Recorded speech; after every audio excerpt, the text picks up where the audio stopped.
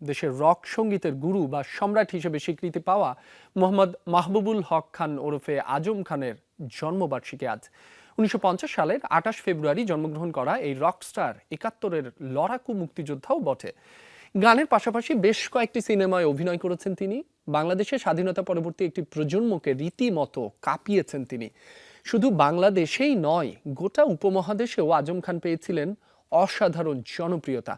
1971 সালের পর আজম খান উচ্চারণ নামে একটি ব্যান্ড প্রতিষ্ঠা করেন। 1974 সালে আজম খান বাংলাদেশ টেলিভিশনে আরেকটি অনুষ্ঠানে বাংলাদেশ শিরোনামের গানটি গেয়ে হইচই ফেলে দেন।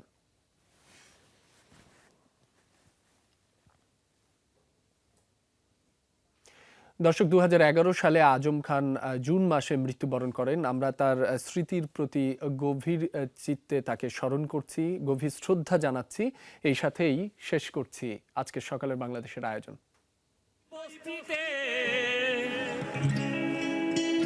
জন্মেছিল একটি ছেলে,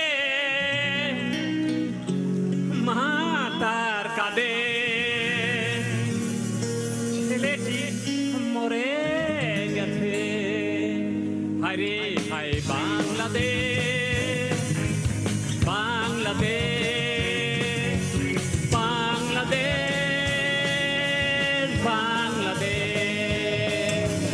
রেল লাইনের ওই বস্তিতে জন্মেছিল একটি ছেলে, মা তার কাঁদে, ছেলেটি মরে গেছে।